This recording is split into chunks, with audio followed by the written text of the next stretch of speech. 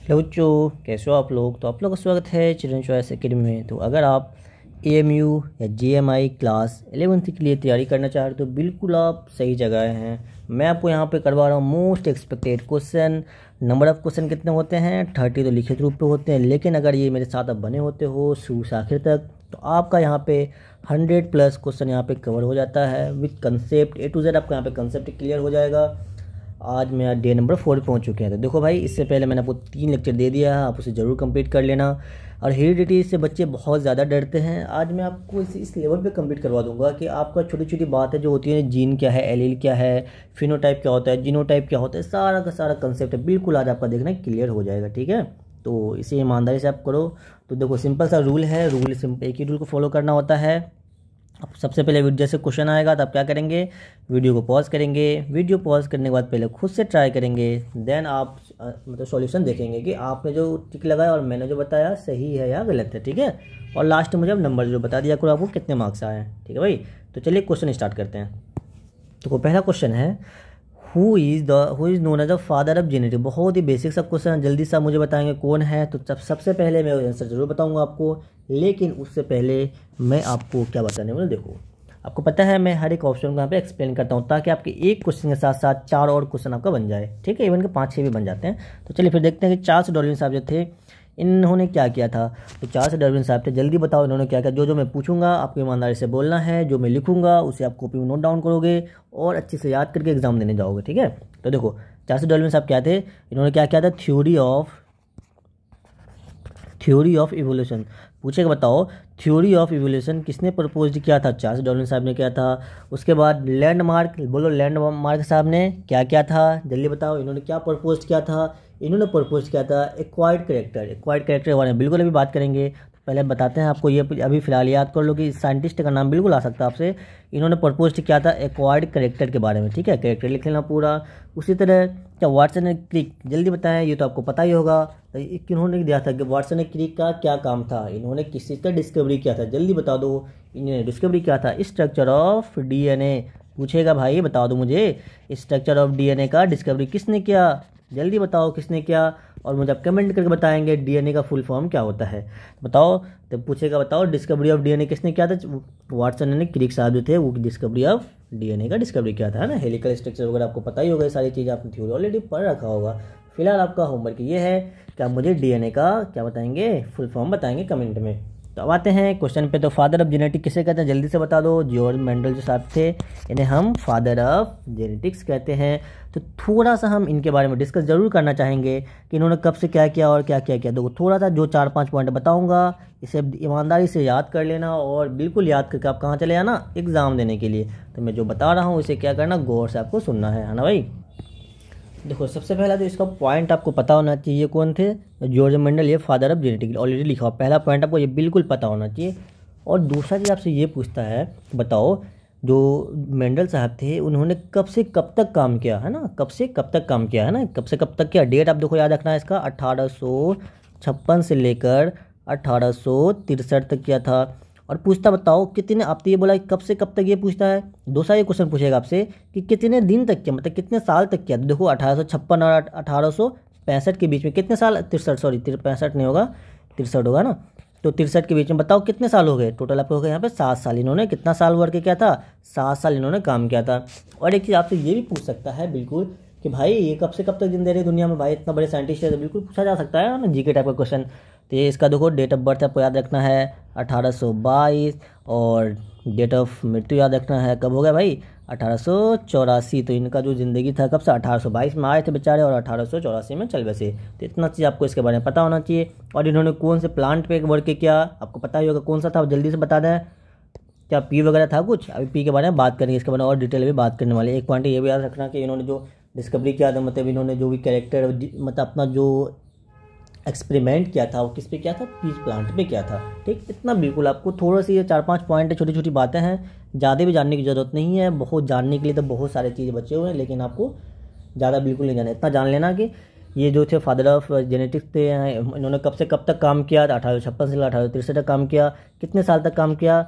7 साल तक काम किया। और इनका जो ज़िंदगी था 1822 से लेकर 1884 तक था, ठीक है। तो और इन्होंने कौन से प्लांट पे काम किया था? पीस पे काम किया था। और पीस का दूसरा नाम क्या है, जल्दी से बताओ, क्या है, जल्दी बताओ।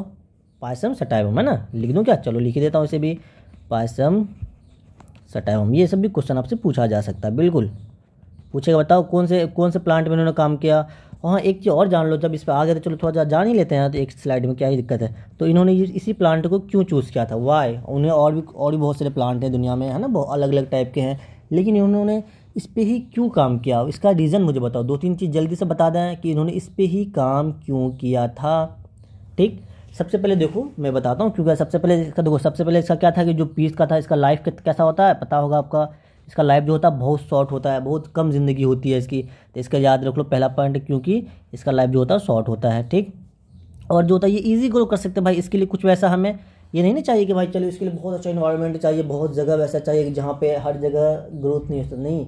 ये जो ऐसा प्लांट था जिसको हम कहीं पे भी ग्रो कर सकते हैं, तो ये ईजी टू ग्रो, बिल्कुल ऐसे ध्यान रखना है। और एक चीज़ में याद कर लेना कि ये जो थे सेल्फ पोलिनेशन ये करता है। जो मेन चीज़ का याद रखना है कि जो आपका पी प्लांट कैसा है, सेल्फ पोलिनेशन। इससे क्या बेनिफिट होता था? इससे बेनिफिट ये होता था कि मतलब कि बहुत फास्ट, इसका मतलब कि एक ही प्लांट से अलग अलग टाइप का प्लांट हम बना सकते थे, ठीक है। तो इसका क्या, सबसे पहले 3 पॉइंट्स में याद रखना। एक होता शॉर्ट लाइफ, दूसरा था कि ईजी टू ग्रो, तीसरा याद रख लेना आप सेल्फ पोलिनेशन। और एक चीज़ इसमें एक्स्ट्रा मैं बता रहा हूँ, बाई चांस अगर पूछ लिया जाए कि पूछेगा बताओ ये जो था पी जो था वो डिप्लॉयड था, इसके नंबर ऑफ क्रोमोसोम इसमें कितने होते हैं, है ना। इसका अगर स्पेशली पूछेगा पीस के अंदर कितने क्रोमोसोम होते हैं, तो इसके अंदर 7 पेयर होते हैं क्रोमोसोम में। कितने पेयर होते हैं? 7 पेयर होते हैं। अगर पेयर पूछे तब 7 होगा, अगर सिर्फ पूछे नंबर ऑफ क्रोमोसोम तो नंबर ऑफ क्रोमोसोम होता है कितना, इसको डबल कर दो, 7 दूना 14, है ना, 14। तो 14 नंबर होता है। नंबर ऑफ क्रोमोसोम अगर पूछे तो 14, पेयर में पूछे तो 7। किसकी बात हो रही है अभी? पीस की बात हो रही है, इंसान की बात नहीं हो रही है। तो इतना सा आप बिल्कुल इसे याद कर लेना, जो मैं स्लाइड में लिखा हूँ ये सारे क्वेश्चन हैं आपके। आते हैं नेक्स्ट क्वेश्चन। ये क्वेश्चन बहुत ही आसान सा क्वेश्चन है, बहुत प्यारा। बच्चे इसमें कंफ्यूज होते हैं भाई, फिनोटाइप क्या होता है, जीनोटाइप क्या होता है, एलील क्या होता है ना, जीन क्या होता है। बट बिल्कुल आपका भी यहाँ पे कंसेप्ट क्लियर हो जाएगा। देखो क्या question, the physical expression of a gene in an organism is called. सिंपल सा है, बताओ जल्दी से वीडियो क्या करना, आपको पॉज कीजिए, देन आप मुझे बताएंगे कि आप मतलब लास्ट में मुझे नंबर जरूर बताना है कितना मार्क्स आया। आते हैं सबसे पहले जीनोटाइप। देखो जीनोटाइप क्या होता है? जीनोटाइप ऐसा चीज़ है जिसको हम अपने आंखों से नहीं देख सकते। ये जीन लेवल की बात होती है कि आप जीन देख सकते हो अपने आंखों से, नहीं। और फिनोटाइप क्या होता है? जिन्हें हम अपने आंखों से देख सकते हैं। सिंपल वर्ड में समझा रहा हूँ, इन दोनों को कन्फ्यूजन सबसे पहले इन दोनों का दूर करो। फिनोटाइप क्या होता है? जिसको हम देख सकते हैं अपने आंखों से, जीनोटाइप को हम नहीं देख सकते। तो जिसे देख सकते हैं मतलब कि जैसे कोई प्लांट जो बहुत बड़ा है बिल्कुल देख सकते हो, बहुत छोटा है उसे देख सकते हो, है ना। किसी का कलर देख सकते हो बिल्कुल आप, है ना, कलर क्या है उसका देख सकते हो। किसी चीज़ का आप शेप देख सकते हो, क्या अपने आंखों से देख सकते हो ना भाई कि ये बड़ा है, ये छोटा है, ये इसका कलर ऐसा है, इसका शेप क्या है। तो जिसे हम देख सकते हैं, है ना, जिसका फिजिकल अपीयरेंस है, जिसको अपना आंखों से देख सकते हैं उसको फिनोटाइप कहते हैं। जिसको हम नहीं देख सकते उसको क्या बोलते हैं? जीनोटाइप बोलते हैं, ठीक है। ये तो आपको नॉर्मल समझाया। अब आते हैं इसका मतलब कि डेफिनेशन वगैरह में। तो सिंपल सा होता है, और जीनोटाइप में क्या याद कर लें कि जेनेटिक मेकअप ऑफ, है ना, इसमें याद रख लो जेनेटिक मेकअप, है ना, इसमें याद कर रखना जेनेटिक मेकअप। उसी टाइप से देखो फिनोटाइप क्या होता है? जिसको ऑब्जर्व कर सकते हैं ना, जो फिजिकल अपीयरेंस है जिसको हम देख सकते हैं उसको हम बोलते हैं फिनोटाइप। तो ऑप्शन में इसका क्या हो जाएगा? बी हो जाएगा। अब देखो जीनोटिक में क्या याद करें, जैसे कि आपका टी, है ना, कैपिटल स्मॉल टी, ये तो आपका जीनोटाइप होगा, है ना। इससे आप देख सकते हो क्या कैपिटल स्मॉल टी? ये तो भाई नहीं देख सकते हो अपना। लेकिन आप जैसे मैं अगर दे दूँ क्या पे, मैं अगर दे दूँ आई कलर, है ना, आई कलर लिख दूँ यहाँ पे, उसके बाद मैं लिख दूँ आपको हाइट लिख दूँ, है ना, सीट शेप लिख दूँ, तो ये सब तो आप देख सकते हो ना। सिंपल था, ये जान लो यार, नॉर्मल। फिर से एक बार बोल रहा हूँ, जिसे आप देख सकते हो तो आपका, जिसे ऑब्जर्व कर सकते हो, जो फिजिकल अपीयरेंस होता है ना, जो फिजिकल अपीयरेंस होता है उसको आप देख सकते हो, तो वो आपका क्या था? फिनोटाइप। जिसे आप अपने आंखों से नहीं देख सकते हो, है ना, जो जीन लेवल पे होता है, जेनेटिक मेकअप, जैसे कि आपने पढ़ा होगा कैपिटल टी, स्मॉल टी, ये सारे के सारे जीन लेवल पे होता है, जेनेटिक मेकअप होता है। तो इसे आप नहीं देख सकते, ये आपका होता है जीनोटाइप, ठीक। अब आते हैं एलील। एलील कुछ नहीं है, जैसे देखो एलील होता है different form of gene. Allele में क्या रखना है? Different form of gene. Simple से याद रखो, डिफरेंट फॉर्म ऑफ जीन। जैसे देखो आपका जीन जो है, जैसे ये आपका क्या है? टी और स्मॉल टी, ये क्या है आपका जीन है। तो इसी का दो अलग अलग फॉर्म है ना, ये देखो इसका एक स्मॉल, एक देखो एक कैपिटल हो गया और ये एक स्मॉल हो गया। तो ये दोनों चीज़ जो है ये दोनों मेरा क्या कहलाता है, कैपिटल। ये अकेला कहलाएगा एलील, ये भी अकेला कहलाएगा एलील, लेकिन इनको मैं साथ में अगर बोलूँ तो ये मैं कहलाएगा जीन। तो इसी का क्या याद रखना आपको, एलील क्या होता है, डिफरेंट फॉर्म ऑफ जीन, उसको हम क्या कहते हैं, एलील बोलते हैं। बाकी बताओ क्रोमोजोम क्या होता है, तो क्रोमोजोम तो आपको आता ही होगा, नहीं आता है तो कोई दिक्कत नहीं, मैं आपको बता रहा हूँ ना। तो क्रोमोजोम क्या है, कंटेन जेनेटिक मटेरियल, कंटेन इसके अंदर क्या होता है, कंटेन। इसके बारे में और भी बात करने वाले हैं, टाइप्स ऑफ क्रोमोजोम वगैरह सब चीज़ बताएंगे आपको।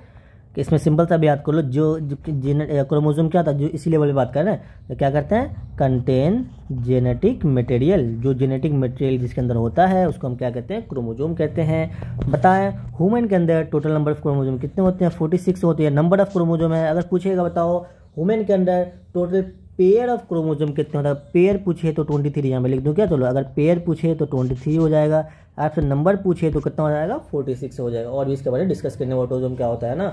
तो ये सारी बातें आई होप कि आपको ये स्लाइड समझ में आ गया होगा। अगर समझ में आया हो तो क्या करें, वीडियो को लाइक कर दे जरूर, ठीक है भाई। चलो नेक्स्ट क्वेश्चन देखो, question number 3, how many pair of chromosome in human. बिल्कुल आप क्रोमोजोम के बारे में बात करने वाले। पूछा है देखो यहाँ पे क्या पूछा question, how many pair, pair आया तो बच्चे क्या करते हैं ना, गलती से नंबर पेयर को छोड़ देते, नंबर ऑफ क्रोमोजोम 46 से लगा, नहीं भाई, पेयर मतलब हाफ।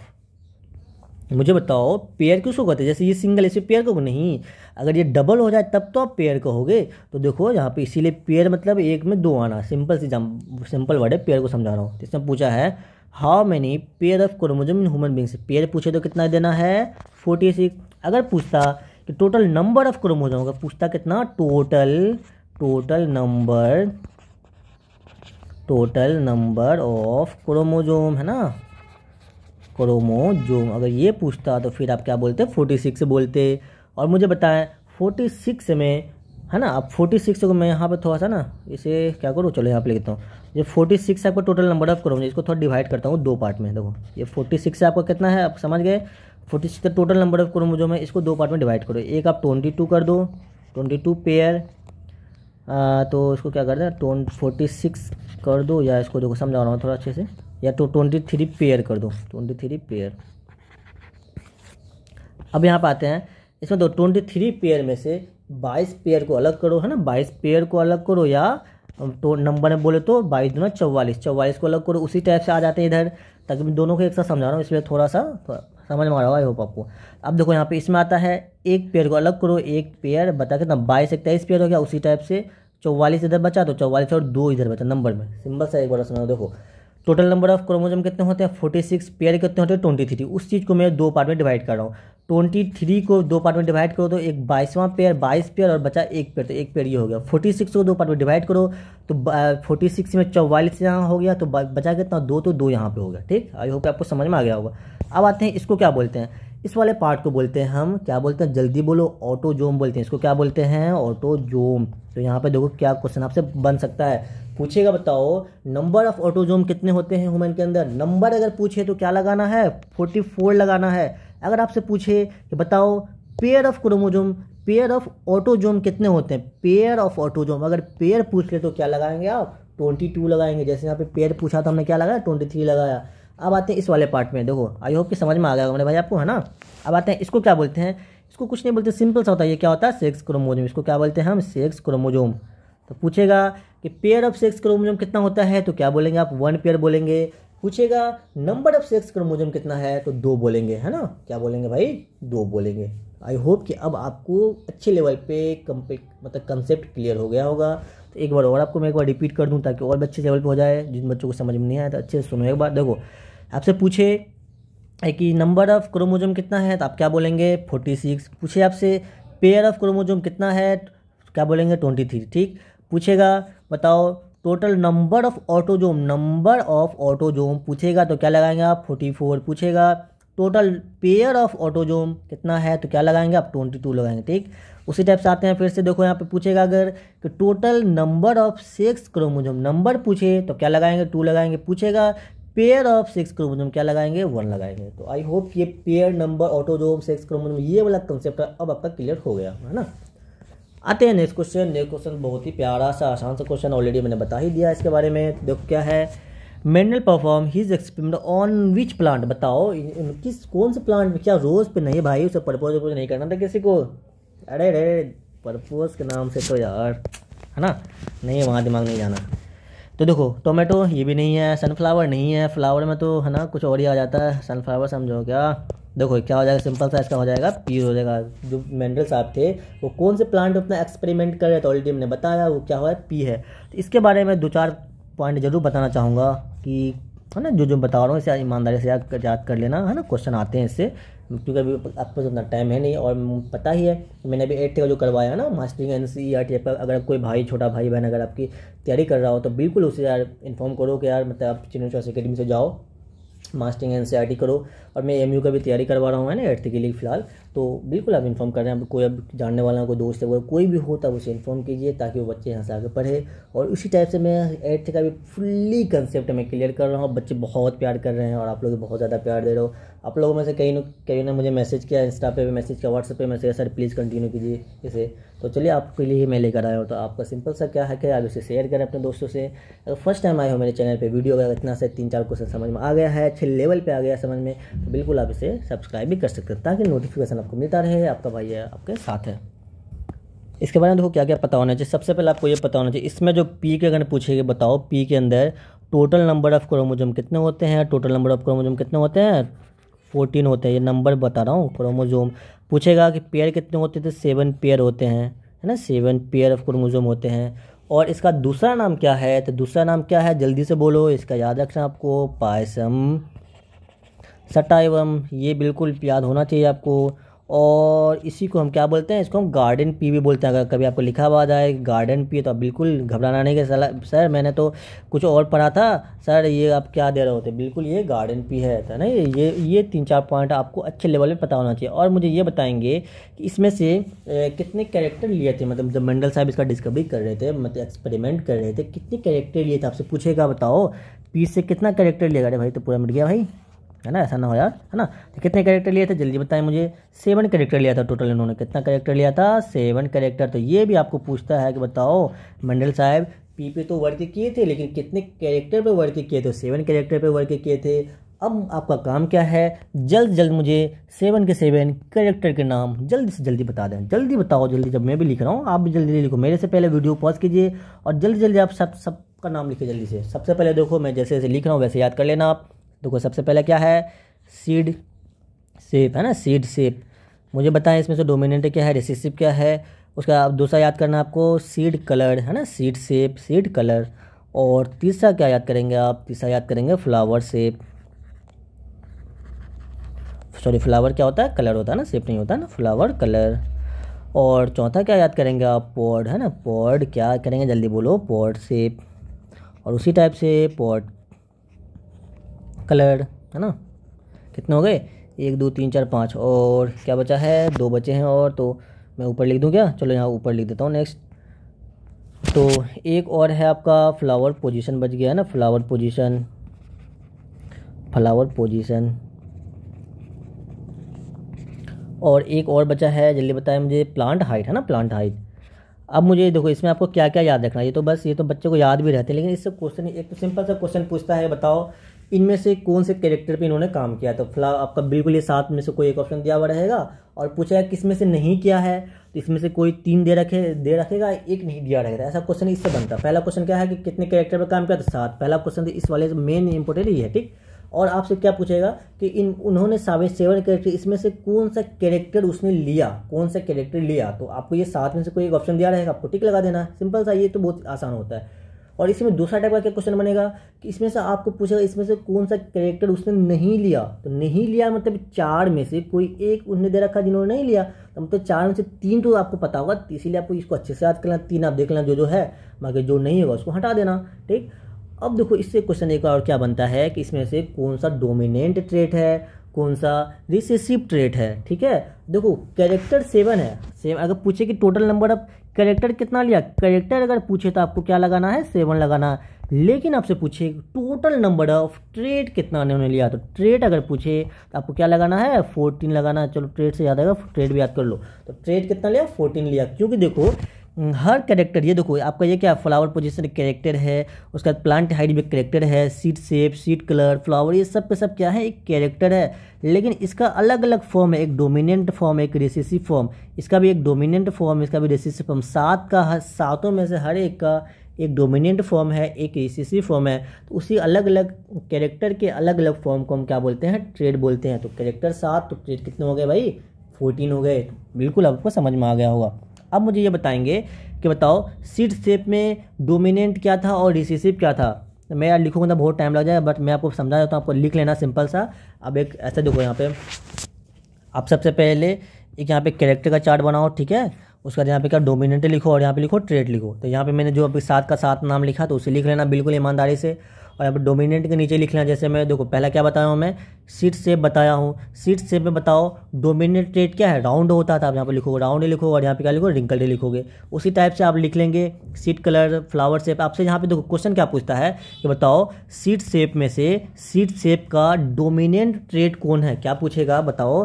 सीड शेप है ना, सीड शेप में से डोमिनेंट ट्रेड क्या है। तो डोमिनेंट ट्रेड क्या होता है सीड शेप में, जल्दी बताओ, राउंड होता है ना, तो राउंड हो जाएगा। अगर पूछेगा सीड शेप में रिसेसिव ट्रेड क्या है, रिसेसिव ट्रेड क्या होता है, रिंकल्ड होता है। तो बिल्कुल आपको रिंकल्ड लगाना है। उसी टाइप से पूछेगा कि सीड कलर में डोमिनेंट शेप क्या है ना, डोमिनेंट क्या है ट्रेड, क्या लगाएंगे आप, येलो लगाएंगे। पूछेगा सीड कलर में रिसेसिव ट्रेड क्या है, तो क्या लगाएंगे, ग्रीन लगाएंगे। तो इसीलिए मैं आपको बोल रहा हूँ, आप एक टेबल बना लेना, कैरेक्टर पूरा अच्छे से लिख लेना, यहाँ पे पूरा डोमिनेंट लिख लेना और यहाँ पूरा ट्रेड मतलब कि डोमिनेंट ट्रेड लिख लेना और यहाँ पे सॉरी रिसेसिव ट्रेड लिख देना ना, रिसेसिव ट्रेड लिख लेना। इसे लिख कर और याद कर लेना। क्वेश्चन कैसे कैसे बनेंगे मैंने आपको बता ही दिया। देखो यहाँ पे देखो एक क्वेश्चन में एग्जाम्पल आपके लिए मैं लेकर आया हूँ। यहाँ पे देखिए इसी टाइप से क्वेश्चन बनेगा आपसे।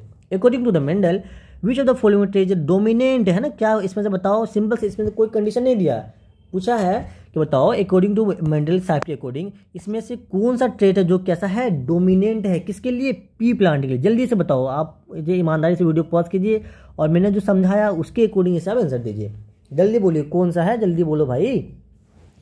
क्या ग्रीन सीड कलर है, नहीं, ग्रीन सीड कलर जो होता है ये आपका कैसा होता है, रिसेसिव होता है। रिंकल सीड शेप नहीं, ये भी रिसेसिव है। और वाइट ये भी रिसेसिव है। ये देखो ये दोनों के दोनों क्या है, रिसेसिव है। और ये भी क्या है, रिसेसिव है। आपसे क्या पूछा गया है, डोमिनेंट पूछा गया है। तो ये डोमिनेंट आपका क्या है, ये वाला डोमिनेंट है, येलो सीड कलर है ना। अब देखो मैंने आपको यहाँ पे सीड कलर में बताया था ना कि डोमिनेंट क्या था, येलो था। और बताओ रिसेसिव में क्या था, रिसेसिव में ग्रीन था। तो आपसे वही पूछा ना, बताओ according to Mendel seed colour में से डोमिनेंट ट्रेड कौन सा, येलो हो जाएगा। इसी में पूछता according to Mendel seed colour में से रिसेसिव कलर कौन सा, तो क्या होता है, ग्रीन होता है। तो आई होप कि अब आपको इससे कैसे कैसे क्वेश्चन बन सकते हैं अब आपका क्लियर हो गया होगा। देखो ना 7 उन्होंने रिसेसिव दे दिया, एक डोमिनेंट दे दिया। इसमें से आप ये भी पूछ सकते हैं विच of the following not a dominant है, इसमें से कौन सा डोमिनेंट नहीं है ना। तो डोमिनेंट ऑप्शन सिर्फ चेंज कर देगा, ठीक। पूछेगा इसमें से कौन सा, देखो इसी क्वेश्चन को मैं अगर यहाँ पे कर दूँ according to Mendel which of the following trait is not, है ना, नोट अ रिसेसिव, इसमें क्या लिख देंगे, नोट अ रिसेसिव ट्रेट। इसमें से बताओ इसमें से कौन सा रिसेसिव ट्रेट नहीं है, तो ये रिसेसिव ट्रेट है, ये भी है, ये भी है, ये नहीं ना है, ये तो डोमिनेंट है। तो क्वेश्चन ऐसे ही पूछ सकते हैं। तो क्वेश्चन, एक ही क्वेश्चन को कई तरीके से पूछा जा सकता है। समझ में आया ना मेरे भाई।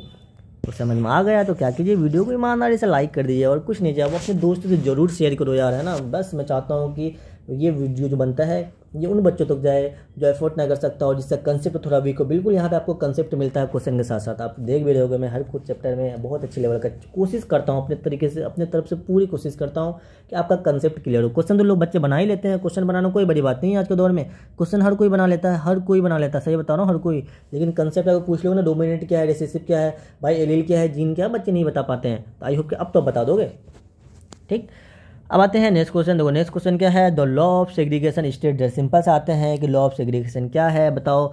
Jeans always blend offspring, नहीं, ये इसको क्या बोलते हैं, ये होता है सेग्रीगेट इंडिपेंडेंटली, है ना, लॉ ऑफ इंडिपेंडेंट सेग्रीगेशन बोल सकते हो। Two alleles of gene separate during gamete formation, नहीं होगा क्या, अरे यही है भाई सेग्रीगेशन। क्या होता है, जब होता है, जब जीन क्या हो, सेपरेट हो जाए, कब, जब गैमेट का फॉर्मेशन होता है ना, जैसे जीन सेपरेट होता है। जीन देखो टी और टी दोनों, मैंने क्या बोला, ये जीन है ना, ये क्या होगा, सेपरेट होगा, अलग अलग होगा। ये एक टी इधर जाएगा, एक टी इधर जाएगा। सिंपल सा वर्ड में बता रहा हूँ आपको मैं। तो ये सेपरेट जब हो रहा है इसको हम क्या बोलते हैं, जीन सेग्रीगेशन। सेग्रीगेशन से याद करो, सेपरेट होना। और बाकी क्या है, डोमिनेंट टेरिस तो कुछ मसला ही नहीं है, जीन ऑलवेज ब्लेंड नहीं, ऐसा कुछ नहीं होता है सब, ठीक है। ये इंडिपेंडेंट असॉर्टमेंट आप बोल सकते हो, बट अभी उसकी ज़रूरत है नहीं आपको। सिंपल से ये वाला सेग्रीगेशन आई होप आपको समझ में आ गया होगा। आते हैं नेक्स्ट क्वेश्चन में, if pure tall plant T is close with the pure short plant T F1। देखो सिंपल सा ऐसा क्वेश्चन जब भी आए तो आपको करना क्या है, देखो ऐसा क्वेश्चन बच्चे कंफ्यूज होते हैं, बच्चे स्टार पॉइंटर लगा लो, ये क्वेश्चन पूछे जा सकते हैं आपसे। देखो इसमें मैं आपको F1 F2 दोनों समझाता हूँ साथ के साथ। इसमें देखो सबसे पहले क्या करेंगे आप, क्या बोला, इफ़ प्योर टॉल, जो बोला उसको क्लोज करना। प्योर टॉल प्लांट है ना, टॉल प्लांट प्योर, आपको पता है कि अगर डबल टी हो जाता है क्या हो जाएगा, टॉल तो होगा लेकिन प्योर हो जाएगा। टी क्या हो जाएगा, स्मॉल होता है। अभी समझाता हूँ आपको, देखो मैं पहले टॉल स्मॉल थोड़ा सा आपको कंसेप्ट क्लियर करूँ। अगर देखो मैं लिख दूँ यहाँ पे कैपिटल टी स्मॉल टी, एक ये लिखा हुआ होता है, तो ये दोनों में से कुछ भी लिखा हो तो आपको क्या मानेंगे आप हमेशा इसको क्या मानेंगे, तो इसको हमेशा क्या मानेंगे साहब, हमेशा टॉल मानेंगे, ठीक। ये आपका टॉल मानेंगे, हमेशा डोमिनेंट होता है या टॉल होता है। डोमिनेंट क्या होता है, जो आप शो करते हो, जो किसी को क्या कर सकता है, दबा के रख सके, जो अपने आप को दिखाया भाई मैं हूँ तो मैं हूँ, उसको डोमिनेंट करते हैं, ठीक। अब आता है क्या, स्मॉल टी। देखो जब सी पे यही एक ऐसा कंडीशन होता है जिसमें कि छोटा भाई साहब अपने आप को दिखा जाता है, हाँ मेरा भी कुछ है, मैं भी कुछ कर सकता हूँ, तो ये कब होता है, ये हमेशा होता है स्मॉल के लिए। टॉल या डुआर्फ इसे बोलते हैं, डुआर्फ। सिंपल से जान लो, कैपिटल टी हो या कैपिटल टी स्मॉल टी हो, ये हमेशा न क्या था, डोमिनेंट होता है, ठीक है। और टी क्या होता है, जो जब दोनों छोटे होते हैं तब होते हैं वो रिसेसिव होते हैं। तो ये आई होप पे समझ में आ गया। अब आते हैं क्वेश्चन पे, देखो क्या है, इफ़ प्योर टॉल बोले तो कैपिटल टी यहाँ दे रखा है, चलो नहीं भी देता तो हम कैपिटल टी लिखते। और क्रॉस विद प्योर शॉर्ट है ना, प्योर शॉर्ट मतलब क्या होगा, मतलब कि स्मॉल टी है, ये क्रॉस करो और स्मॉल टी करो, ठीक। अब इन दोनों क्रॉस करना पूछा F1 जनरेशन। जब इससे आप क्रॉस करते हैं तो क्रॉस करने के लिए बताओ क्या करना होता है, जल्दी बताओ मेरे भाई। इसमें से आप एक लाओगे, इसमें से एक लाओगे, इसमें से 2 टी है ना, 2 टी में से 1 टी को लेकर आओ इसमें से। उसी टाइप से देखो दोनों सेम टाइप है इसलिए 1 टी ला रहा हूँ। उस इसमें देखो इसमें दोनों सेम है तो इसमें से भी 1 लेकर आ जाओ, तो स्मॉल टी यहाँ से लाएंगे, ठीक। अब इन दोनों का आपस में क्या कीजिए, क्रॉस कर दीजिए। इन दोनों का आपस में क्या कीजिए, क्रॉस कीजिए। इन दोनों को जब आपस में क्रॉस करेंगे तो मिलाएंगे तो क्या हो जाएगा, सिंपल सा कैपिटल टी स्मॉल टी। देखो कैपिटल टी स्मॉल टी आया, लेकिन देखो कैपिटल टी स्मॉल टी को मैंने भी क्या बोला, टॉल बोला ना। चाहे बस पे टी बोले फिर भी टॉल बोलना है, कैपिटल टी स्मॉल टी बोले फिर भी टॉल बोलना। तो ये बताओ कि ये आपका यही होता है आपका F1 जनरेशन है। ये क्या होता है आपका F1 जनरेशन, यही है। अब इसके बारे में देखो क्या क्या पता होना चाहिए। सबसे पहले इसके 100% क्या है, ये 100% टॉल है। इसमें क्या एक भी डुआर्फ नजर आ रहा है, 100% टॉल मतलब कि ऑल टॉल लिख सकते हो, 100% टॉल लिख सकते हो, कुछ भी आपको क्वेश्चन ऑप्शन दे सकता है। या हेट्रोजाइगस टॉल है, हेट्रो और होमो क्या होता है, ये देखो कैप जब भी अलग अलग हो, एक बड़ा हो एक छोटा हो तो अलग अलग होता है। हेट्रो मतलब डिफरेंट, तो अलग है तो कैसा है, हेट्रोजाइगस टॉल। ये भी आपको ऑप्शन में दे सकता है। ये कैसा होता है भाई, ये हेटेरो थोड़ा सा अलग। देखो भाई कभी कभी क्या होता है ना कि GMI या AMU में थोड़ा सा लेवल अब कभी क्वेश्चन पूछ लेता है, बिल्कुल आपको थोड़ा सा पता होना चाहिए। मैं ज़्यादा लेवल नहीं यहाँ पर लेकर जाऊँगा क्योंकि ये जब चैप्टर बहुत ही बेहतरीन चैप्टर है। इसमें आप तो मतलब कि चाहो तो 2-2 घंटा 4-4 घंटा में एक क्वेश्चन में बात कर सकता हूँ, लेकिन उतना नहीं करने की ज़रूरत है फिलहाल भाई, ठीक। बस जितनी आपको ज़रूरत है मैं आपको उतनी ही दूंगा और उतनी ही आपको लेकर जाना, उससे ज़्यादा की ज़रूरत पड़ेगी ना। बिल्कुल क्या करें, NCERT पढ़िए और साथ के साथ मैं जो क्वेश्चन करा रहा हूँ वो कीजिए। और एक काम आपको करना, देखो मैं आपको कर रहा हूँ क्या कर, मैं जो करवा रहा हूँ इस क्वेश्चन को तो आप बिल्कुल ईमानदारी से करो। ये क्वेश्चन करने के बाद आपको क्या करना है, PYQ करना है। PYQ किए बगैर भाई एग्जाम देने मत जाना, तुम्हें कसम है उसकी, है ना। किसकी कसम, समझिए उसकी कसम दे दिया हूँ मैं तुम्हें। शायद कि तुम्हें 8th क्लास को तो मैंने बहुत दिया हूँ, लेकिन आज मैं आपको दे रहा हूँ, तुम्हें उसकी कसम है। एग्ज़ाम देने से पहले PYQ करके जरूर जाना। अगर एग्ज़ाम देने से पहले PYQ करके नहीं किया तो तुम्हें उसकी कसम है याद रखना है। ऐसे एग्ज़ाम हॉल में फिर उसकी कसम याद आएगी, सर ने कसम दिया था। बिल्कुल एग्ज़ाम देने से पहले क्या करना है, आपको PYQ करके जाना है। तो देखो इसमें क्या, हेटेरोजाइगस टॉल ये अगर दे दे तो बिल्कुल ये भी ऑप्शन हो सकता है। सिंपल सा है, इसका जो ऑप्शन हो जाएगा, ऑप्शन नंबर क्या हो जाएगा, ऑल टॉल। लेकिन इसमें आपको थोड़ा सा एक स्टेप आगे लेकर जाता हूँ। अगर ये किसने पूछा, ये आपका F1 के लिए पूछा है, लेकिन यही चीज़ आपका अगर F2 के लिए पूछता है तो बताओ F2 के लिए क्या करते हैं, ये फिर हम क्या करते हैं कि F1 को हम क्या करते हैं, सेल्फ क्लोज करते हैं ना। सेल्फ क्लोज बोल आपने सुना होगा, है ना, सेल्फ क्लोज करते हैं। तो इसमें देखो क्या करेंगे, इसमें हम करेंगे, यहाँ पे बता दो आपको, कैपिटल टी है ना, कैपिटल टी इन दोनों को करेंगे क्रॉस। इन दोनों को क्रॉस करने के लिए आपने यूनिट स्क्वायर वगैरह सीखा होगा, बिल्कुल सीखा होगा। तो उसके लिए क्या करते हैं कि यूनिट स्क्वायर बनाओ, यहाँ पे सिंपल सा बना लो। तो बच्चे थोड़ा बस कन्फ्यूज इसलिए बताता हूँ मैं आपको, अदरवाइज ज़रूरत भी नहीं है। देखो कैपिटल टी स्मॉल टी, फिर यहाँ पे लिखेंगे एक लाइन ऐसे भी खींच दीजिए, कोई दिक्कत नहीं है। कैपिटल टी स्मॉल टी, इस वाले को मैंने ब्रेक करके यहाँ लिख दिया, इस वाले को ब्रेक करके मैं ऊपर लिख दिया, ठीक। अब क्या करो, इसको आपस में पहले इसको और इसको आपस में मल्टीप्लाई करो या क्रॉस करो, बात बराबर है। तो कैपिटल टी क्या हो, दोनों कैपिटल टी। फिर इसी को क्या करो, इससे मल्टीप्लाई करो, बस समझाने के लिए मल्टीप्लाई बोल रहा हूँ, ऐसे करो से बोलते हैं, ठीक है। मत बोलना सर ये जोड़ घटा क्यों सिखा रहे हो मुझे। तो कैपिटल टी इसको इससे क्रॉस कर दे क्या हो जाएगा, कैपिटल टी स्मॉल टी, ठीक। अब आते हैं नीचे वाले में, देखो यहाँ पे क्या है स्मॉल टी, स्मॉल टी को इससे मल्टी क्रॉस करें क्या हो जाएगा, कैपिटल टी ये, फिर इसको इससे करेंगे क्या हो जाएगा, स्मॉल टी स्मॉल टी। अब मुझे बताएं, देखो मैंने आपको स्टार्टिंग में क्या बताया कि अगर दोनों सेम हो तो फिर भी टॉल बोलेंगे, दोनों अगर सेम हो और छोटा हो तो क्या बोलेंगे, ड्वार्फ बोलेंगे, दोनों सेम हो और बड़ा बड़ा हो तो टॉल बोलेंगे, एक बड़ा एक छोटा फिर भी टॉल बोलेंगे। यहाँ पे देखेंगे आप ये दोनों क्या है, थोड़ा कलर चेंज कर लो, थोड़ा सा आपको अलग नज़र आएगा, फिर कौन सा ले लूँ, ग्रीन लो, चलो देखो ये भी कैपिटल टी, ये भी कैपिटल टी, ये दोनों क्या टॉल हो जाएगा, बिल्कुल। ये क्या टॉल होगा, बिल्कुल ये भी टॉल होगा, ये भी टॉल होगा, हाँ। तो इसमें से 3 कितने हैं बताओ, 3 जो है आपके टॉल हो गए, ठीक है। अभी यहाँ आपको जीनोटाइप फिनोटाइप और अच्छे से समझा दूंगा मैं आपको, ये भी टॉल हो गए। अब यहाँ पे देखेंगे ये वाला, ये भाई साहब एक ही तो है ना, स्मॉल टी एक ही है, तो स्मॉल टी को देखो क्या बोलते हैं, ड्वार्फ बोलते हैं या शॉर्ट बोलते हैं। तो एक क्या है पर ड्वार्फ, डी लिख दो सिर्फ, कोई दिक्कत नहीं, बिल्कुल नहीं होना चाहिए। अब देखो यहाँ पे एक चीज़ और जान लो, ये जो आप देख रहे हो टॉल है, ये जो देख रहे हो ड्वार्फ है, इसी को हम क्या बोलते हैं, फिनोटाइप बोलते हैं। इसको हम क्या बोलते हैं, फिनोटाइप बोलते हैं। यहाँ से आपसे पूछ के बताओ मुझे फिनोटाइपिक रेशियो बताओ, आप पूछेगा बताओ सेकेंड जनरेशन का फिनोटाइपिक रेशियो बताओ, तो फिनोटाइपिक रेशियो क्या बताएंगे आप, देखो 3:1 है तो क्या हो जाएगा फिनोटाइपिक रेशियो 3:1। तो आई होप कि आज आपको फिनोटाइपिक रेशियो भी समझ में आ गया होगा। फिनोटाइपिक रेशियो समझ में आया ना। अगर आपसे यहाँ पे पूछे, अब देखो यहाँ पे फिनोटाइप मैंने बताया ना स्टार्टिंग में, देखो यहाँ पे दिखा दूँ आपको एक बार, मेरी कोशिश यहाँ पे क्या था समझाने का, बट वहाँ पे और भी तो गया। जीनोटाइप फिनोटाइप आपसे पूछता भाई जीनोटाइपिक रेशियो बताओ, फिनोटाइपिक रेशियो बताओ। फिर मैंने क्या बताया, phenotype tall small colour shape, ये सारे से क्या होते हैं, आई कलर, हाँ प्लांट हाइट, है ना शॉर्ट डॉट, ये सारे के सारे होते हैं फिनोटाइप। अब आते हैं जीनोटाइप। तो फिनोटाइपिक रेशियो आपसे पूछे बताओ कि phenotypic ratio of F2 generation आप क्या बोलेंगे, 3:1।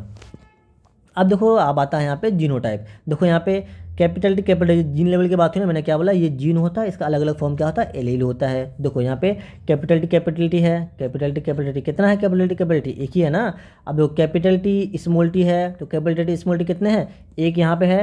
कलर चेंज कर लो भाई, रुक जाओ एक मिनट, ग्रीन लो, चलो नहीं ग्रीन नहीं लूँगा, पिंक लूँगा, ओके। तो यहाँ पे एक यहाँ पे है, एक यहाँ पे है, कैपिटल टी स्मॉल टी, ये कितने नंबर, ये नंबर में एक है, ये नंबर में 2 है। उसी टाइप से स्मॉल टी ले लो, तो स्मॉल टी देखो कितना है भाई, स्मॉल टी एक ही है ना, स्मॉल टी आपका एक है, तो देखो एक है। तो अब ये मेरा क्या कहलाता है, यही कैपिटल स्मॉल टी ये सब का सब मेरा कहलाता है जीनोटाइप है, जीनोटाइपिक, जिसको जीनोटाइप बोलते हैं। आपसे यहाँ से पूछता बताओ F2 जनरेशन का जीनोटाइपिक रेशियो मुझे बता दो, तो जीनोटाइपिक रेशियो क्या होता है, देखो 1:2:1। तो यहाँ से याद कर लेना आप 1:2:1।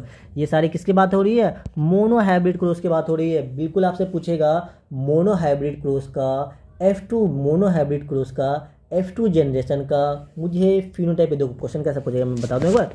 देखो ऐसे क्वेश्चन पूछेगा, मोनो हाइब्रिड क्रॉस का F2 जनरेशन का मुझे फिनोटाइपिक रेशियो बताओ, मोनो हाइब्रिड क्रॉस का F2 जनरेशन का मुझे जीनोटाइपिक रेशियो बताओ, ठीक। अगर आपसे फिनोटाइपिक रेशियो बताए पूछे तो बताओ, देखो फिनोटाइपिक रेशियो मैंने क्या बताया है 3:1, तो आप क्या लगाएंगे 3:1। आपसे पूछेगा क्या जीनोटाइपिक, देखो मोनो हाइब्रिड क्रॉस का F2 जनरेशन का जीनोटाइपिक रेशियो 1:2:1। अगर यहीं पे आपसे पूछेगा डाई हाइब्रिड क्रॉस, बिल्कुल इसके बारे में बात करेंगे अभी, तो पहले फिलहाल आप मोनो हाइब्रिड क्रॉस के बारे में जान लो। समझ में आया ना क्वेश्चन कैसे बनते हैं, बिल्कुल अब आपको यार मेरे ख्याल से तो पूरा समझ में आ गया होगा। आते हैं नेक्स्ट क्वेश्चन में। देखो विच टर्म में refer to different form of gene. अरे भाई मैंने तो स्टार्टिंग में बता दिया कि डिफरेंट फॉर्म ऑफ जीन को क्या बोलते हैं, जल्दी बताओ बताओ बताओ बताओ। उसको क्या बोलते हैं, एलील बोलते हैं ना, है कि नहीं। मज़ा आया, देखो ऐसे क्वेश्चन आएंगे है ना, क्वेश्चन बहुत आसान आते हैं, बट आपको थोड़ा सा होता है ना। बाकी जीनोटाइप बता दिया, जो फिनोटाइप बता दिया, जल्दी बताया जीनोटाइप फिनोटाइप क्या होता है। क्रोमेटिड आते हैं, क्रोमेटिड बताओ क्या होता है, थोड़ा सा बता दो। क्रोमेटिड डुप्लीकेट, सिंपल से अगर सेंटेंस अगर इसे डेफिनेशन याद करो, part of A duplicated chromosome. Duplicated chromosome का जो पार्ट होता है उसको क्या बोलते हैं, क्रोमेटिड बोलते हैं। तो क्रोमेटिड को थोड़ा सा देखो समझाते हैं डायग्राम बना के। देखो डायग्राम बनाता हूँ, ध्यान से देखना इसे। जैसे देखो आपका जानते हो क्रोमोसोम क्या होता है, कुछ ऐसा फिगर आपने देखा होगा, बिल्कुल देखा होगा यार, है ना। ये आपका क्या है, क्रोमोसोम है, ठीक। देखो मैं इसमें जो जो पॉइंट बताऊंगा बिल्कुल आपको पता होना चाहिए। सबसे पहले यहाँ पे कुछ होता है, नाम बताएं क्या होता है इसका नाम, जल्दी आप बताएंगे, जल्दी बोलो इसका नाम, इसको क्या बोलते हैं। और इसके ऊपर कुछ ऐसा ऐसा होता है। ये थोड़ा सा ना अच्छी लेवल का क्वेश्चन, अगर बहुत लेवल का क्वेश्चन पूछेगा तो ये पूछेगा, इससे ज़्यादा क्या पूछेगा। सबसे पहले ये जान लो, ये जो फिगर है, ये जो पूरा स्ट्रक्चर है, ये पूरे स्ट्रक्चर को हम क्या बोलते हैं, क्रोमोजोम। लिख लेना पूरा, क्रोमोजोम बोलते हैं। अब देखो यहाँ पे ये अंदर जो होता है, अंदर वाले पार्ट को हम क्या बोलते हैं, कलर चेंज कर दूँ, अंदर वाले पार्ट को, इस वाले पार्ट को बोला जाता है क्या, जल्दी बोलो, सेंट्रोमियर। इसको क्या बोलते हैं, सेंट्रोमियर। आपसे पूछेगा बताओ क्रोमोजोम का जो सेंटर पॉइंट है उसको क्या बोलते हैं, सेंट्रोमियर बोलते हैं। और इसको जो कवर करके रखता है, सेंट्रोमियर का जो कवरिंग पार्ट है उसको हम क्या बोलते हैं, काइनेटोकोर, काइनेटोकोर। ठीक है भाई, ये 2 पॉइंट आई होप कि आपको समझ में आ गया। अब बाकी मैं आपको क्या समझाने वाला था, क्रोमेटिड। तो मैंने क्रोमेटिड का डेफिनेशन क्या बताया था, डुप्लीकेट क्रोमोजोम। तो देखो क्रोमोजोम आपका ये भी एक क्रोमोजोम है, ये सिंपल से इसे एक सिंपल ले लो, ये एक क्रोमोजोम। इसे अगर यहाँ पे अगर मैं दे तो ये 2 क्रोमोजोम, इसमें कितने क्रोमोजोम है, 2 क्रोमोजोम है। तो इसी दोनों को अगर मैं एक साथ बोल दूँ, इन्हीं दोनों को मैं क्या एक साथ बोल दूँ, ये दोनों को एक साथ बोलता है, यही मेरा कहलाता है क्या, क्रोमेटिड। क्रोमेटिड देखो भाई, जब 11th में होगा ना, देखना मजा आ जाएगा आपको। ये क्या कहलाएगा आपका, क्रोमेटिड। तो सिंपल सा है, अगर ये दोनों को, ये दोनों जो होता है ना, इन दोनों को हम साथ में अगर हम बोले तो साथ में अगर बोलते हैं, इसको हम बोलते हैं क्रोमेटिड बोलते हैं, या इसको हम सिस्टर क्रोमेटिड बोलते हैं। दोनों देखो बहन एक जैसे होते हैं ना, लगभग एक ही जैसी है, तो इसको सिस्टर क्रोमेटिड बोल सकते हो या क्रोमेटिड बोल दो, बात बराबर है। पूरा देखो स्ट्रक्चर किसका है, क्रोमोसोम का है। इस वाले पार्ट को क्या बोलते हैं, सेंट्रोमियर बोलते हैं। इसमें और अलग अलग पार्ट होता है, इसका अलग पार्ट ना उतना जानने की जरूरत नहीं, बस 2-3 पॉइंट आप जान लो, मोर देन इनफ हो गया। ओके भाई, आते हैं नेक्स्ट क्वेश्चन में। अब देखो नेक्स्ट क्वेश्चन क्या पूछा है, if a hybrid tall plant is self crossed the probability of getting short plant. अरे यार यही चीज़ तो मैंने बताया अभी, है ना, वहाँ पे मैंने शायद परसेंट लिखना भूल गया, कोई दिक्कत नहीं। देखो क्या पूछा है कि टीटी है ना, टीटी को सेल्फ क्रॉस मतलब क्या होता है, खुद से क्रॉस करना। सेल्फ मतलब खुद को अपना, जैसे इसी चीज़ को 2 बार क्रॉस करना। सेल्फ क्रॉस मतलब क्या होता है, एक ही चीज़ को, जो चीज़ आपको गिवन रहेगा उसी चीज़ को आपको 2 बार क्रॉस कर देंगे। देखो इसमें से मैंने आपको क्या बताया था, सिंपल सा पूर्ण स्क्वायर बना दीजिए, छोटा सा प्यारा सा क्यूट सा, ठीक है, बना दीजिए, कोई दिक्कत नहीं। तो यहाँ पे इसका यहाँ पे कैपिटल टी स्मॉल टी लिखिए, इसका यहाँ पे लिख दीजिए, किसी का कहीं भी लिखिए, कोई दिक्कत नहीं है। आपको करना क्या है, इस वाले को पहले एक को पकड़िए, एक को इनसे पहले मल्टीप्लाई कीजिए, क्रॉस कीजिए, है ना, क्रॉस कर लो, है ना। तो सर बोलोगे यार सर मल्टीप्लाई क्यों करवा रहे हो मेरे से, सर मेरा मैथ, अरे यार कोई नहीं, तेरा भाई मैथ भी तेरा स्ट्रॉन्ग कर देगा। देखो टी है और कैपिटल डी स्मॉल टी क्या हो जाएगा, देखो कैपिटल डी स्मॉल टी हो जाएगा। फिर अब इस वाले को पकड़ो, है ना, इस वाले को पकड़ेंगे तो स्मॉल टी एंड कैपिटल क्या हो जाएगा, कैपिटल स्मॉल टी लिख दीजिए यहाँ पे भी, यहाँ कैपिटल डी कैपिटल, ठीक है, ऑलरेडी मैंने बता दिया था अभी। अब आते हैं क्या लिखेंगे, आपसे क्या पूछा है, शॉर्ट है ना, F2 ये F2 की बात हो रही है ना। अब आते हैं, मैंने आपको क्या बताया, जीनोटाइपिक रेशियो बताओ क्या बताया था, और फिनोटाइपिक रेशियो बताओ क्या बताया था। जल्दी बोलो जल्दी लेट नहीं करना। तो जीनोटाइपिक रेशियो जो मैंने बताया था, क्या बताया था, जल्दी बोलो भाई, 3:1 बताया था या 1:2:1 बताया था। अरे कन्फ्यूज़ नहीं होना है, 1:2:1 बताया था। और फिनोटाइपिक रेशियो क्या बताया था, 3:1 बताया था, ठीक है। अब इसी में आपसे पूछा है कि बताओ इसमें से शॉर्ट प्लांट की क्या है परसेंटेज, शॉर्ट प्लांट पूछा है ना। देखो क्या पूछा है, शॉर्ट, तो शॉर्ट आपसे पूछा था, आप किस में जाएंगे, फिजिकल में जाएंगे या जीनेटिक में जाएंगे भाई। शॉर्ट लॉन्ग क्या आप जीन लेवल पे देख सकते हो जाके, आप क्या उसके जीन देख कर, आप जीन लेवल पे क्या आप जाकर देख सकते हो भाई ये जीन मेरा बड़ा छोटा, नहीं ना यार, आप तो फिजिकल अपीयरेंस के अकॉर्डिंग देख सकते हो ना। तो फिजिकल अपीयरेंस से क्या कहता है, फिनोटाइपिक रेशियो कहलाता है। तो अब इसमें आ जाइए आप, इसमें आएंगे, इसमें देखेंगे ये वाला मैंने क्या बताया था, जल्दी बोलो, ये मैंने स्मॉल बताया था, स्मॉल बोले तो शॉर्ट बोला था, चलो शॉर्ट लिख देता हूँ यहाँ अकॉर्डिंग क्वेश्चन के अकॉर्डिंग, है ना। इसे क्या बोला था मैंने, शॉर्ट बोला था, डॉर्फ बोला था, और ये बोला क्या था आपका, ये बोला था आपका, ये मैंने बताया टॉल बोला था, ठीक।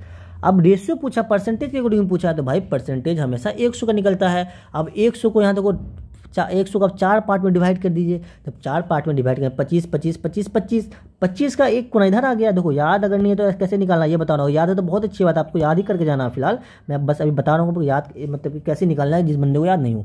देखो इसमें से 100 को 4 पार्ट में डिवाइड करो, उसमें से एक पार्ट यहाँ बता, मतलब आपका शॉर्ट परसेंटेज कितना है, 25%, बचा कितना, तो 75% आपका क्या है, टॉल है। तो आपसे देखो यहाँ भी 2 क्वेश्चन है, आपसे पूछे बताओ इसमें से शॉर्ट प्लांट कितना है, तो 25% है। देखो समझ में आया 25% कैसा है, पूरा मैं आपको एक्सप्लेन किया हूँ कि भाई कैसे आपको सोचना है, उस लेवल पे कैसे जाना है। अदरवाइज मैं सिर्फ 25 बता कर निकल लेता, उससे कोई फायदा नहीं होता, क्वेश्चन आपका बन जाता, लेकिन आपका कंसेप्ट क्लियर हो, थोड़ा सा टाइम लगा 2 मिनट, लेकिन आपको कंसेप्ट क्लियर हो गया।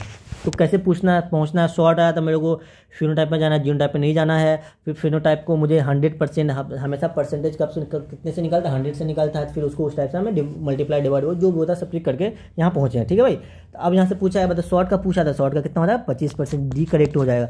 लेकिन अगर यहाँ से शॉर्ट के बदले में क्या पूछ लेता आपसे, अगर मैं आपको यहाँ शॉर्ट ना पूछूं, मैं आपको पूछूं बताओ 12 का मुझे परसेंट बताओ, फिर आंसर क्या होता है, फिर तो आपका हो जाता है आंसर आपका 75% हो जाता है, ठीक है। लेकिन आपसे क्या पूछा है, शॉर्ट पूछा था। यहाँ पे आपका कितने क्वेश्चन यहाँ से बन सकते हैं आपने देखा है अभी, ठीक है भाई। तो आपको सिंपल सा कुछ करना नहीं है, आप कमेंट कर दिया करो यार, कि आप लोग करते नहीं हो कमेंट, है ना, थोड़ा सा उससे क्या मोरल डाउन हो जाता है। तो कमेंट करोगे सर आपको मतलब वीडियो कैसा लग रहा है, बिल्कुल मुझे ईमानदारी से बताइए, अच्छा लगा था अच्छा बताएं, खराब लगा था खराब बताएं, जैसा लग रहा है बिल्कुल वैसा बताएं। और साथ के साथ मतलब यार बता दिया करो, ठीक है। तो उसे समझ में आता है हाँ बच्चे पढ़ रहे हैं अच्छे, तो मुझे फिर वीडियो बनाने का दिल करता है।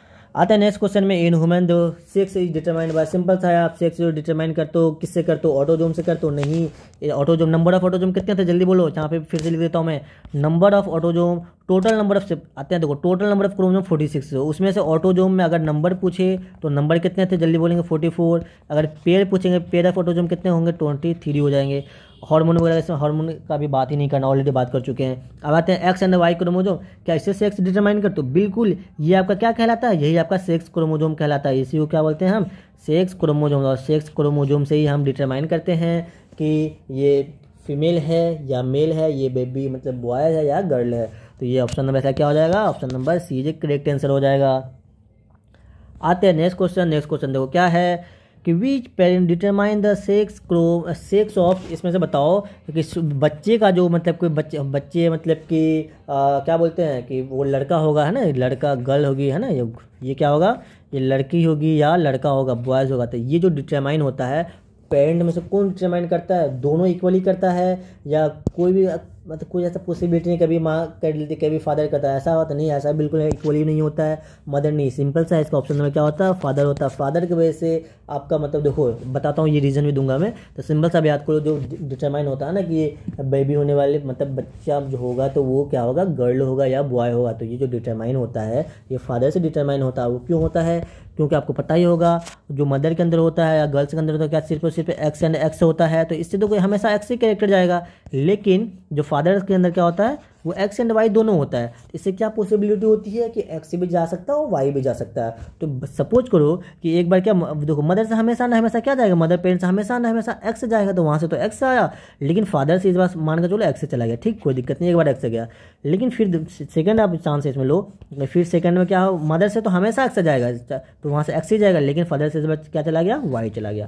तो आपको ये पता होना चाहिए यहाँ पे कि एक्स जो होता है उसको हम क्या बोलते हैं, उसको हम क्या बोलते हैं, जल्दी बोलो भाई, उसको हम बोलते हैं गर्ल बोलते हैं, ठीक है। जो फीमेल, सिंपल से फीमेल लिख दूं, चलो इसे फीमेल लिख दूं, ठीक। अब यहाँ पे एक्स वाई जो होता है इसको क्या बोलते हैं, मेल बोलते हैं। तो देखो यहाँ पे मेल और फीमेल किससे डिटरमाइन हो रहा है, यहाँ से तो हमेशा एक्स ही कैरेक्टर आ रहा है, यहाँ पे भी एक्स कैरेक्टर आया मदर से, यहाँ भी एक्स आया था मदर से, तो भाई एक्स ही आएगा। तो डिटरमाइन किससे हो रहा है, डिफरेंस किस में है, अलग अलग कैरेक्टर किसके अंदर है, मेल के अंदर है ना, अलग अलग है। तो इसीलिए जो फादर होता है उससे डिटरमाइन होता है कि बच्चे क्या होंगे, मेल या फीमेल होंगे। तो आई होप कि आपको समझ में आ गया होगा। आते हैं नेक्स्ट क्वेश्चन बस वही पूछ लिया है, रिप्रेजेंट बहुत ही आसान सा क्वेश्चन, जल्दी वीडियो पॉज कीजिए और जल्दी से आंसर बता दो मुझे, जल्दी बताओ। विच of the following chromosome represent female women, बताओ। मैंने बताया अभी फीमेल वुमेन क्या होता है, एक्स वाई को क्या बोलते हैं, फीमेल वुमेन। बता एक्स को, और सॉरी एक्स, अरे नहीं एक्स को बोलते हैं फीमेल। और एक्स वाई क्या होता है जल्दी बताओ, मेल होता है ना, मेल होता है एक्स वाई। अगर पूछता बताओ मेल तो आपको क्या बोलते हैं, एक्स वाई बोलते हैं। और बताओ इसमें जो भाई एक चीज़ और जान लो, इसमें जो ये तो है, ये एक्स से भी एक आपका क्रोमोजोम है, वाई भी एक क्रोमोजोम है, एक्स से भी देखो ये एक्स अलग क्रोमोजोम है, वाई अलग क्रोमोजोम है, ठीक। ये सब बिल्कुल आपको पता होना चाहिए। आते हैं नेक्स्ट क्वेश्चन में, जो नेक्स्ट क्वेश्चन है, in human how many chromosome are inherited from each other. Simple सा पूछा है कि बताओ ह्यूमन बीइंग के अंदर से देखो टोटल नंबर ऑफ क्रोमोसोम कितने होते हैं, 46 होते हैं टोटल नंबर। इसमें पूछता है कि उसमें से जो ट्रांसफर होता है कितना होता है ईच पेरेंट से। देखो ईच पेरेंट से हमेशा आता है 23। देखो यहाँ पे कैसे समझाऊँ, चलो यहाँ पे मेल लिख देता हूँ, यहाँ पे फीमेल लिख देता हूँ, ठीक। तो आपको पता है कि मेल के अंदर कितना नंबर ऑफ क्रोमोसोम होगा, 46 नंबर पूछा है। देखो हाउ मैनी पेयर, अगर पेयर नहीं लगाया हो तो समझ जाना बात किसकी हो रही है, नंबर की हो रही है। अगर उसे पेयर पूछना होगा तो वो इस पे मतलब मेंशन कर देगा भाई मुझे पेयर बताओ। इसलिए अगर पेयर कभी लगाया ना हो तो ये मत सोचना कि सर इसने क्या पूछा होगा। अरे भाई पेयर एक स्पेशल वर्ड, अगर पेयर नहीं पूछा तो आप सिंपल सा जान लेना कि वो हमेशा न हमेशा नंबर की बात कर रही है, ठीक। तो आते हैं देखो क्वेश्चन में, इस क्वेश्चन को मैं समझाऊँ पहले आपको, आंसर तो बताने में कोई बड़ी बात नहीं, आंसर बता दूंगा। तो देखो आते हैं सबसे पहले मेल, ये आपका मेल हो गया और ये आपकी फीमेल हो गई, ठीक। आपको पता है मेल के अंदर टोटल नंबर ऑफ क्रोमोसोम कितने होते हैं, 46 होते हैं, और फीमेल के अंदर भी टोटल नंबर ऑफ क्रोमोसोम कितने होंगे, 46 होंगे। ठीक, यहाँ तक समझ में आया। अब पूछ रहा है कि 46 में से कितने जो होते हैं वो इनहेरिटेट करते हैं, मतलब ट्रांसफर करते हैं ईच पेरेंट, हर एक पेरेंट से। तो आपको पता है कि जब फर्टिलाइजेशन होता है, फर्टिलाइजेशन में जब क्या होता है, गैमेट का ट्रांसफर होता है, तो गैमेट के साथ ही जाता है, नहीं सारी चीज़ें। तो उसमें से जो 23 आता है, यहाँ पे क्या आते हैं, 23 गैमेट क्रोमोसोम इधर से आता है, 23 इधर से ट्रांसफर होकर आता है। यहाँ से कितना आया बताओ, 23 यहाँ से ट्रांसफर होकर आया। ठीक है मेरे भाई, देखो अच्छे से कंसेप्ट क्लियर कर लो ये सारी के सारे। 23 यहाँ से ट्रांसफर होकर आया और 23 यहाँ से ट्रांसफर आया। तो देखो यहाँ पे 23 + 23 कितने हो गए फिर से भाई मेरे, फिर से हो गए 46। और एक चीज़ और यहाँ पे देख लो आप, अगर मैं सपोज कि आपको पता है मेल फीमेल हमेशा एक्स एक्स से होती है और मेल क्या होता है, एक्स एंड वाई। मान लेते हैं इस बार कि यहाँ से क्या आया, एक्स ट्रांसफर होगा, यहाँ से एक्स ट्रांसफर हुआ और यहाँ से वाई ट्रांसफर हुआ। ठीक है, अब देखो यहाँ पे तो क्या 46 से तो क्रोमोसोम आया और कौन सा क्रोमोसोम, एक्स एंड वाई आया। ठीक, ये आपको मैं एक्स्ट्रा समझा रहा हूँ ताकि आपको ये समझ में आए कि मेल एंड फीमेल कैसे डिसाइड होते हैं। तो यहाँ से बस देखो मेन तो आपको 46 इसमें, ये चलो भाई से नहीं तो आप कन्फ्यूज छोड़ देता हूँ, इसमें आप थोड़ा कन्फ्यूज हो जाओगे, इसमें एडवांस लेवल का कंसेप्ट है। तो उसे हटा दो। ठीक, तो इतना देख लो, सिंपल जान लो कि 23 इधर से आया, 23 इधर से आया, तो फिर देखो 46 हो गए ना। अब ये चाहे तो मेल हो सकता है, चाहे तो क्या हो सकती है, फीमेल। मैं आपको ये बताता है मेल या फीमेल, तो चलो दोनों जान लो, या तो मेल हो सकता है या तो फीमेल हो सकता है। देखो अगेन जो है तो मेल या फीमेल कितने क्रोमोसोम आ गए, 46 आ गए ना। तो आपको तो ये प्रोसेस क्या कहलाता है, फर्टिलाइजेशन कहलाता है, जहाँ मेल और फीमेल गैमेट का फ्यूजन होता है। ऑलरेडी हमने रिप्रोडक्शन चैप्टर बहुत अच्छे लेवल पे कंप्लीट करवा दिया है। अगर आपने नहीं देखा है तो बिल्कुल उसे आप देख लो। तो फिलहाल का जो आंसर होने वाला है ऑप्शन नंबर ए हो जाएगा भाई, है ना, A4। तो तुम्हें उसकी कसम अच्छे से पढ़ाई करो बस। यार कसम देने में क्या मज़ा आता है, मेरे को तो बहुत मज़ा आता है, सच्ची बता रहा हूँ। अरे दिल पे मत लेना है, मजाक करता हूँ ना, पता चलना कि सर बोलोगे यार सर आप सब पे कसम देते हो, है ना सर, मेरे घर करवा दियो सर, इतना और कसम दे चुका है। अरे नहीं भाई, सिलेक्शन लो ना, वो सब चीज़ टेम्पोररी होता है मेरे भाई, है ना, एहसास होगा कभी, मोटिवेट करूँगा कभी, तुम्हें टेंशन मतलब वो डेंजर मोटिवेट करता हूँ मैं भी, कर दूंगा ना, हमेशा मोटिवेट रहोगे। चलो मजाक था बस। The variation in an organism due to genetic reason is called, सिंपल सा बताओ, जेनेटिक रीजन की वजह से जो आपका वेरिएशन होता है उसको हम कैसा वेरिएशन कहते हैं, उसको हम बोलते हैं इनहेरिटेड वेरिएशन बोलते हैं। ठीक है, अब बताओ एक्वायर्ड, मैंने आपको बताया ना एक्वायर्ड के बारे में। आप देखो एक्वायर्ड ट्रेट क्या होता है और इनहेरिटेड ट्रेट का, इन दोनों में आपको कन्फ्यूजन बिल्कुल होता है, इन दोनों को क्लियर करो। यहाँ पे एक्वायर्ड क्या होता है, एक्वायर्ड करना, मैंने खुद से अपने अंदर चेंजिंग लाया। जैसे कि अभी आप पढ़ाई कर रहे हो, है ना, अपने अब तक नहीं पढ़ा कुछ, अभी आपके पास कितने दिन है, 10 से 20 दिन है, और AMU में भी टाइम है। ठीक, तो आप चाहोगे सर मेरे को 2 महीने में जो AMU 1-2 महीने टाइम है, या मेरा जो GMI का जो पेपर है उसमें इतना टाइम है, मैं इस 10 दिन के अंदर मैं अपने आप को इस लेवल पे चेंज करूँ ताकि मेरा कंपटीशन निकल जाए। आप खुद से चेंज कर रहे हो, है ना, अभी तो यार चल रहा है, ठीक चल रहा है। अब जब खुद से चेंज करते हो, है ना, अपने लाइफ को जब खुद से चेंज कुछ करते हो, उसको आपने एक्वायर किया, देन आपको ये क्या कहलाता है, इसको कहते हैं एक्वायर ट्रेट कहते हैं। और इनहेरिटेड क्या होता है कि जैसे आपका बाल का कलर है, आपका हाइट है, ये सारे का सारे भाई आपके पेरेंट्स वगैरह से आए हुए हैं ना, पेरेंट्स से आया है। आपका जो आई का कलर है, उसके बाद प्यूपिल का कलर है, ये सारे का सारा जो कलर वगैरह है ना, ये आप इसे क्या चेंज कर सकते हो, क्या चेंज कर लोगे अपने आँख के कलर को, नहीं कर सकते हो भाई मेरे। स्किन कलर को चेंज कर लोगे, नहीं कर सकते हो। बाल कलर को चेंज कर लोगे, नहीं। तो ये सारा जो कैरेक्टर है ये कहाँ से ट्रांसफर होकर आया, ये आपके पेरेंट से ट्रांसफर होकर आया है। सिंपल जान लो कि जब जो कैरेक्टर आपका लिख दूँ क्या, चलो एक लाइन में लिख देता हूँ, क्या लिख दूँ इसमें, क्या लिख दूँ, पास्ट में लिख दूँ, सिंपल सा लिख दूँ, past from character, past from parent. Simple यार लिख लेना यार, क्या लिखूँ, बहुत टाइम लग जाएगा, वैसे भी बहुत टाइम हो, कितने 48 मिनट हो गए। ये लिख लेना क्या, जो आपके पेरेंट्स से जो कैरेक्टर आता है, लिख दूँ, चलो लिख देता हूँ, P लिख दूँ सिर्फ शॉर्टकट में। पेरेंट्स से जो क्या आता है, कैरेक्टर आता है, तो वो आपका क्या कहते हैं, इनहेरिटेड कहते हैं। अब जो खुद से जो एक्वायर करते हो, है ना, खुद से जो चेंजेस करते हो ड्यूरिंग लाइफ, है ना, ड्यूरिंग लाइफ में, सिंपल से एक वर्ड लिखना आपको याद रहेगा, ड्यूरिंग लाइफ में जो आप अपने आप में चेंजिंग लाते हो, अपने बॉडी शेप में चेंज कर सकते हो, ये सारे जो चेंजिंग आता है ये एक्वायर्ड ट्रेट कहलाता है। तो इन्वायरमेंट में ऐसा कुछ है नहीं। और म्यूटेशन क्या होता है बताओ, सडन चेंजेस, जीन वगैरह आपने पढ़ा होगा, म्यूटेशन जो सडन चेंज वगैरह हो जाता है कभी, है ना, तो उसको हम म्यूटेशन कहते हैं। आते हैं नेक्स्ट क्वेश्चन में, जो क्वेश्चन नंबर 15 है। तो इसका जल्दी से वीडियो पॉज कर जल्दी से बता दो, जल्दी काम करो अपना। इसमें से भाई पूछा बताओ इसमें से इनहेरिटेड ट्रेट क्या, अभी देखो कितना प्यार से मैं समझाऊँ, आप यार के वैसे प्लीज़ बता दो यार कौन सा है। क्या हेयर कट स्टाइल, ये आपका जो हेयर कट, जो कभी ये कट कटवा दो, कभी वो कट करवा दो, कभी ये सीन, कभी वो सीन, कभी समझ रहे हो ना, अलग अलग तरीका जो कट, ये ब्यूटी पार्लर वहाँ जाना, ये जाना, क्या ये जो है आपका, क्या ये आपका पेरेंट्स आया है आपका हेयर कट? नहीं, ये खुद से करते हो ना, ये आपका क्या कहलाएगा? एक्वायर्ड ट्रेट कहलाएगा। वैसे तो कोई ट्रेट है नहीं, बट हाँ मान लो कि आपका इनहेरिटेड है, ठीक है। तो लेकिन आप देखो मसल्स स्ट्रेंथ, जो आप मसल्स वगैरह बनाते हो, ताकत आता, क्या ये एक्सरसाइज फ्रॉम एक्सरसाइज करके अपना बॉडी बना रहे हो एकदम अच्छे तरीके से, एकदम बॉडी बिल्डर बन रहे हो, क्या ये आपका ट्रांसफर होगा या नहीं? खुद से कर रहे हो ना ये, तो ये आपका इनहेरिटेड नहीं कहलाएगा। जो आपका जो है ना स्कैर्स ऑन स्किन, जो आपका इंजरी वगैरह हो जाता है, उसको एक इंजरी की वजह से जो आपका जो तो जख्म वगैरह हुआ था, क्या वहाँ से हुआ था? नहीं, तो भाई इंजरी की वजह से हुआ ना, तो ये भी आपका इनहेरिटेड नहीं है। इनहेरिटेड मतलब क्या होता है? जो आपके कहाँ से आया हो, ट्रांसफर होकर आया हो, कहाँ से? पेरेंट से। तो ये आपका क्या है? आई कलर, मैंने बताया था ना, जो आपका आई कलर है उसको आप चेंज नहीं कर सकते हो, जो आई कलर हो गया। उसके बाद बहुत सारे याद कर सकते हो। तो ये सारे के सारे क्या होते हैं? आपके इनहेरिटेड ट्रेट होते हैं। तो भाई मैं 30 क्वेश्चन लेकर आया था आपके लिए, लेकिन अभी देखो यहाँ पे सारे के सारे मैंने क्वेश्चन ऑलरेडी, बहुत अच्छे लेवल के क्वेश्चन और भी हैं यहाँ पे। तो ये चैप्टर थोड़ा सा बच्चों को क्या होता है ना कि बहुत ज़्यादा कन्फ्यूजन होता है, इस वजह से मैं सोचा कि अच्छे लेवल पे से आता ना, देखो इसलिए मैं आपको हर एक कंसेप्ट में यहाँ पे क्लियर करूँ अच्छे तरीके से। तो आज इतना ही क्वेश्चन रखते हैं, आपको बहुत जल्दी क्या नेक्स्ट लेक्चर इसका मिल जाएगा 15 क्वेश्चन का, बिल्कुल इसे ईमानदारी से कीजिए आप। और वो भी लेक्चर आपको अभी शाम में मैं दे दूंगा, जाने तो आपको सुबह आ जाएगा, ठीक है। बाकी आपका यहाँ से कंटिन्यू आपको GMI से पहले मैं पूरा सिलेबस करवा दूंगा, ठीक है भाई। तो आपको करना कुछ नहीं है, देखो ईमानदारी से देखो कितने प्यार से पढ़ रहे भाई सब मेरे, इतने प्यार से आप पढ़ाई कीजिए अच्छे लेवल पे, है ना, बिंदास होके। और आप देखो इस चैनल को जरूर, मतलब ये मेरा क्या इंस्टाग्राम पेज है, आप मेरा क्या आपका ही, आपको चैनल चॉइस एकेडमी नाम से ही बनाना है, इससे आप स्कैन कर लो या सर्च करना चैनल चॉइस एकेडमी 314, तो आपको इंस्टाग्राम पे मिल जाएगा। इससे आप यार फॉलो जरूर कर लेना, क्योंकि मैं यहाँ पे ही आपको क्या दूंगा, सारे के सारे नोटिफिकेशन जितने भी इंपॉर्टेंट वगैरह जो भी मैं होता है ना नोटिस वगैरह, सब यहीं पे आएगा आपको A to Z। ये सब जरूर फॉलो कर लेना, फॉलो करके रख लो, बिल्कुल आपको काम आएगा। अगर आप चाहो तो टेलीग्राम ज्वाइन कर सकते हो, लिंक में दिया हुआ, व्हाट्सएप ग्रुप ज्वाइन कर सकते हो, कोई भी डाउट हो तो व्हाट्सएप नंबर दिया हुआ, बिल्कुल आप मुझे मैसेज कर सकते हो, कोई दिक्कत नहीं है। तो आप मुझे, लेकिन सबसे पहला काम आपको है ईमानदारी से कमेंट जरूर कीजिए कि वीडियो आपको आज का कैसा लगा, ताकि मैं जल्द से जल्द आपके लिए नेक्स्ट वीडियो लेकर आ सकूँ, ठीक है। और वीडियो को आप जरूर शेयर करना और अपने दोस्तों से जरूर शेयर करना और लाइक करना बिल्कुल मत भूलना।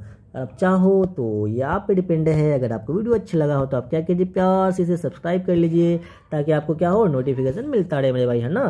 Thank you so much for watching this video, मिलते हैं फिर नेक्स्ट लेक्चर में, तब तक के लिए अच्छे से पढ़ाई कीजिए और बिंदास रहिए, है ना। सिलेक्शन लीजिए आप और मजे कीजिए।